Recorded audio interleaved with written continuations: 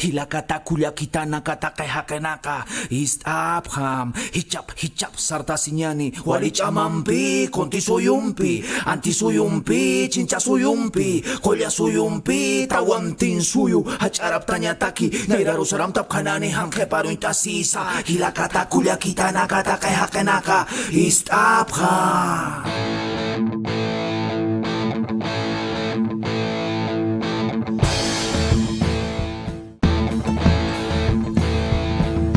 Iwasanaka, Kaque Marka sa taas susinyani. My name is Irene Delaveris. I have a bachelor's degree in conservation of antiquities and arts, with a specialization in archaeological heritage. I have a Greek background, born in Norway, and I have spent 25 years in South America, where the last 10 were in Bolivia.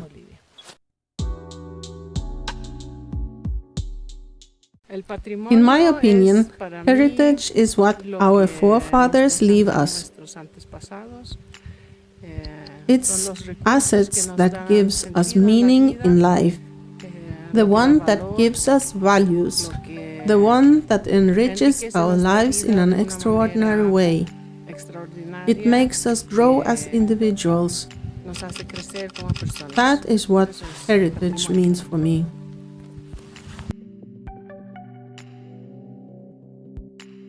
The importance is that if it gets lost, it is forever.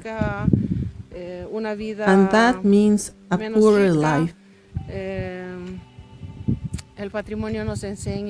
Heritage teaches us to resolve problems that maybe were already solved in the past,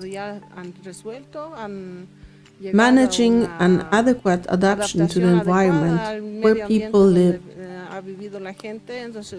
So now, this means that we might lose very important knowledge, which would help us to survive, especially now that we are facing a worldwide environmental and ecological crisis, and we have to be creative. I think that ideas from the past are like archives of knowledge that still can be discovered, especially here in Bolivia, where there are not many studies and little importance given to heritage until now.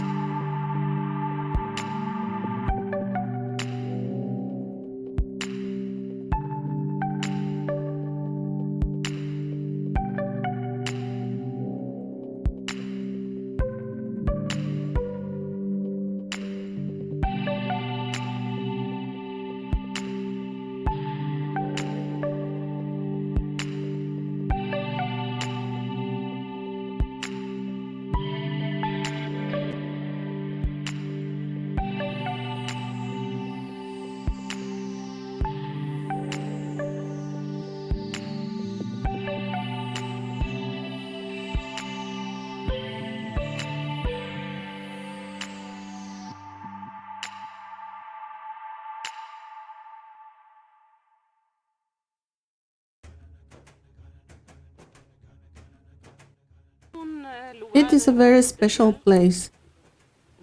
I would say magical. We have a direct view to Illimani and Mururata, here where we are now. Clearly, there has been a very intense human activity. We find a lot of ceramic fragments as well as the funerary towers. Unfortunately, the landscape must have changed strongly, creating deep canyons. which probably have destroyed the funerary towers, leaving only 5 left as I can observe.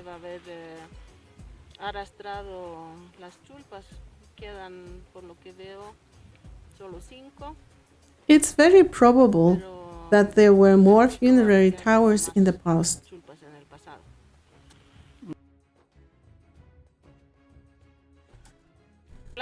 Clearly, this is a cemetery. The Chullpas are funerary towers.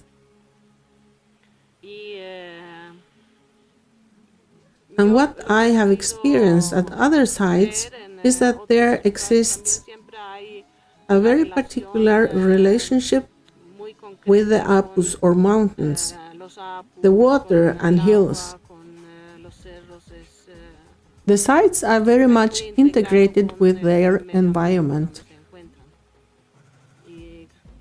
And obviously the landscape, being a natural heritage, has at these sites a very strong cultural, spiritual and religious significance, in my opinion.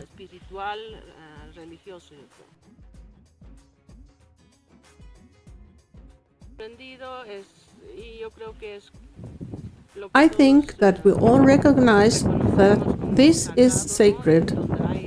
Wherever you find human graves, it is a sacred place, and you have to approach with respect. And as here it's a practice to spill alcohol and share coca leaves, we do that. And always, before starting a new project at such sites, we always do the traditional offering, known as huachta, asking for permission and success in our work.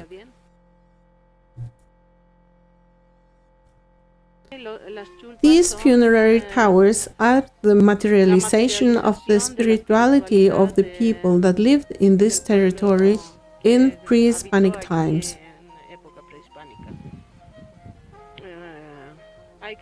We have to consider that no domestic structure from this period has been found standing.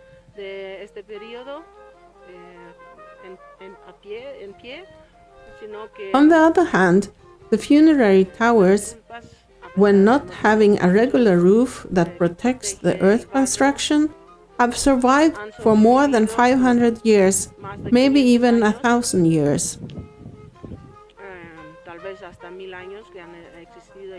This indicates that they used a technology, engineering and care in their work constructing these towers, and they did not apply the same quality of work for their proper house.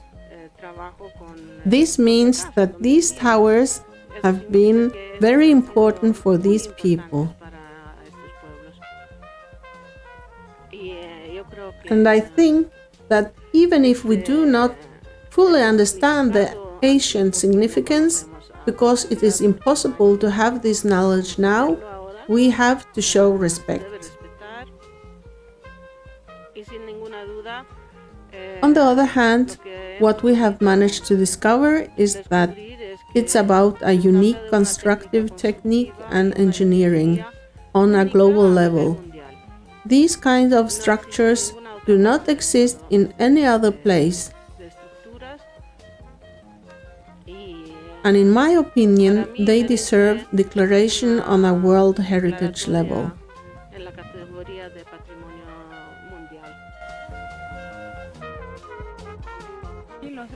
They use them as if they were weaving. They come in this direction and also in this other direction. Here you can see one chulpawawa that is coming out in this direction, and here another that are in a horizontal direction.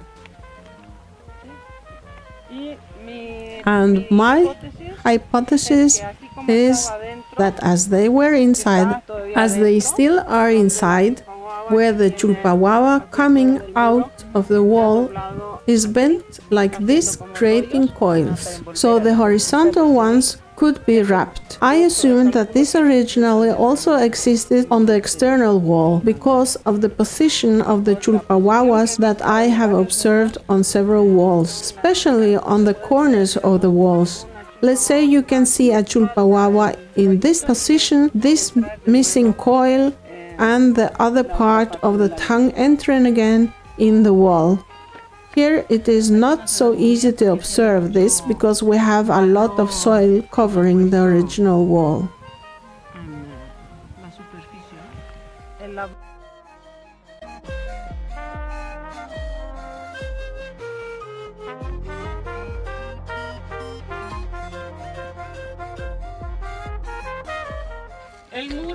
Deterioration produced a great hole on the northern wall of this structure.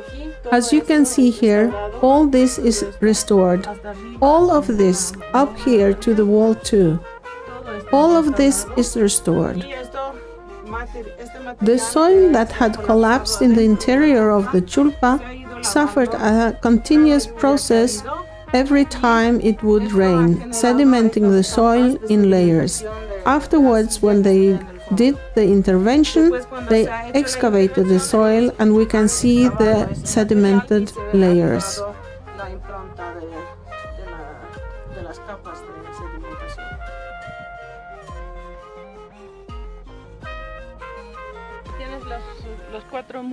You have the 4 external walls. You have the roof, the foundation of the walls.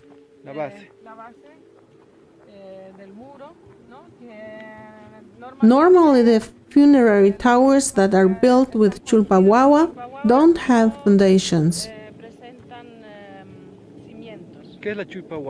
The chulpawawa is the constructive unit that has been used in this particular constructive technique, which is new in our world. Here you can see a great amount of straw, ichu straw, which is mixed with soil. The initial archaeometrical studies we are doing show that it contains an organic component, but we don't know its source. We don't know what kind of organic material was used. It is very likely that this organic material has made the material much more resistant, allowing the chulpas to survive until now.